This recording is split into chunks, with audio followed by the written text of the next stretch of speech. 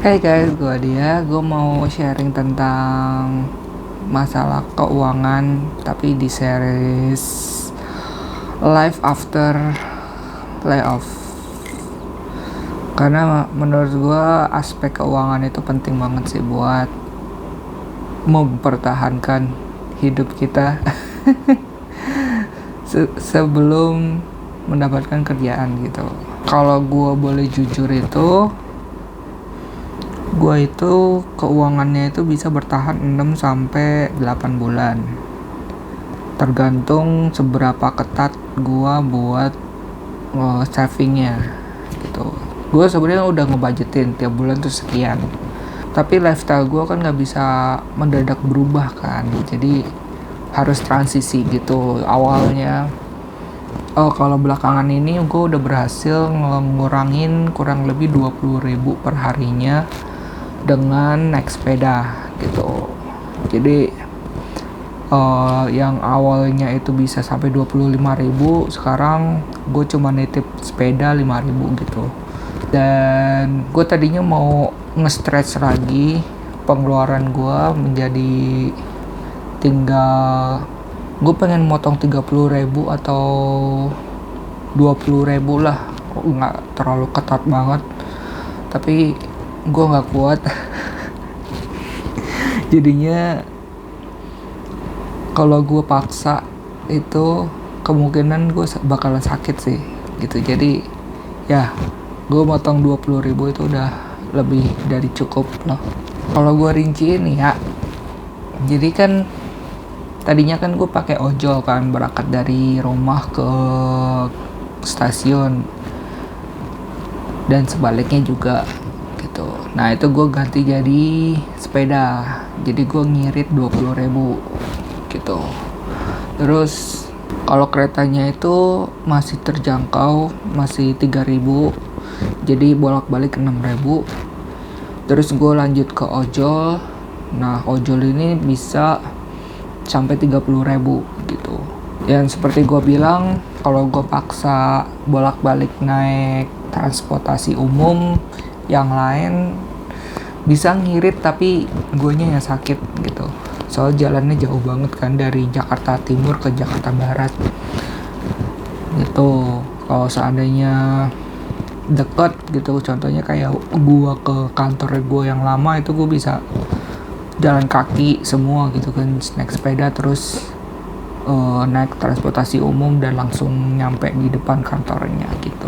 Itu transportasi. Kalau makan, gue budgetin makan siang itu 22.000. Kadang gue bisa dapat 16, kadang gue bisa dapat 24. Jadi gue ambil tengah-tengahnya aja 22.000. Kalau makan malam, sebenarnya sebelum yang jualan itu udah nggak kelihatan lagi, gue itu belinya bisa 10.000, bisa 14.000 gitu. Tapi gue suka makanannya sih, jadi gue beli 14.000 gitu. Cuma kemarin gue nggak kelihatan, mungkin karena tahun baru gitu kali ya. Jadi itu makan malam gue budgetin. Gue untuk tahun ini gue coba budgetin 14.000 atau 15.000 gitu buat makan malamnya, dan sisa-sisanya adalah makanan yang lain gitu. Kadang gue nggak bawa makanan, jadi gue hedon makan di mall yang bisa di atas 50.000 gitu sekali makan. Kalau gue totalin itu idealnya tuh segini gitu. Perubahan yang gue rasain itu sekarang adalah gue mulai ngelihat harga. biasanya pas gue kerja sebelumnya itu gue nggak ngeliat harga sih, alhamdulillahnya. Dan alhamdulillahnya itu masih masuk budget gitu. Itu seberapa besar gaji gue sebelumnya. Cuma itu anomali kerjaan yang menurut gue kayak beruntung banget sih gue bisa dapat segitu. Cuma ya namanya anomali kan, jadi jarang sih ada yang segitu gitu. Tapi gue nggak bisa melanjutkan lifestyle yang kayak gitu lagi, apalagi yang sekarang tuh gue mau masuk ke industri yang dimana tuh dia udah cukup established gitu. Maksudnya kayak secara gaji tuh dia udah ada tingkatannya berapa, itu gajinya berapa gitu. Jadi udah ada standarnya, udah ada jenjang karirnya. Terus secara walaupun dia itu termasuk industri yang cukup kejam dari segi penghasilan, cuma ya industri kreatif tuh nggak seindah yang kalian pikirin sih. Kalau kalian mau cari kekayaan itu kalian nyarinya jadi pengusaha atau jadi programmer gitu kan. Tapi ya gue mau yang biasa-biasa aja sih hidupnya. Kenapa gue bisa ngomong gitu? Soalnya gue pas sebelum gue masuk ke kursusnya, gue dikasih ekspektasi kalau gaji itu bisa serendah 3,5 dan setinggi 5,5 gitu. Itu kayak udah 2 kali lipat lebih rendah daripada gaji gue sebelumnya gitu. Jadi ya gue nggak nyesel sih gaji gue turun, karena balik lagi rezeki itu banyak bentuknya sih. Rezeki itu bisa secara uang, bisa secara kebahagiaan, bisa secara fulfillment. Ya intinya kayak rezeki itu bisa banyak bentuknya lah. Jadi kalau seandainya gue kerja sebagai programmer, mungkin rezeki gue tuh lebih banyak di uang daripada di kebahagiaan.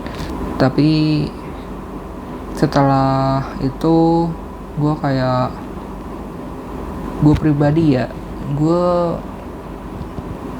nyarinya yang fulfilled gitu sih intinya. Bodohnya gue ngomongnya udah ngelantur, udah malam sekarang. Tengah malam. So ya, intinya adalah secara keuangan gue bisa bertahan sampai 6-8 bulan ke depan. Insya Allah kalau gue bisa tahan, gue bisa sampai 8 bulan, tapi insya Allah nggak sampai 8 bulan. Semoga sampai bulan Mei, berarti kan 5 bulan kan. Semoga di bulan Mei atau bahkan April gue bisa dapat pekerjaan di industri yang baru, sehingga tabungan gue yang sekarang itu bisa gue tahan. Karena kalau seandainya gue dapat gaji 3,5 pun gue bisa nabung 500.000 gitu. Soalnya pengeluaran gue yang 3 juta itu bisa cukup, itu udah termasuk.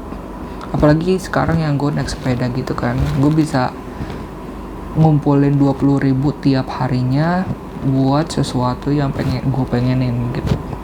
Jadi nggak nyiksa diri banget lah 3 juta itu. Tapi emang gue nggak bisa ngasih ke banyak orang kayak dulu. Kalau dulu tuh gue bisa sedekah cukup banyak gitu, kayak ke panti asuhan atau ke kayak platform sedekah gitu, atau bahkan gue bisa ngasih ke orang tua berupa bantuan rumah tangga gitu. Cuma kalau 3,5 juta mungkin gue nggak bisa bantu banyak kayak dulu gitu sih. Segitu aja celotehan gue. Thank you udah nonton. See you in the next video. Bye bye.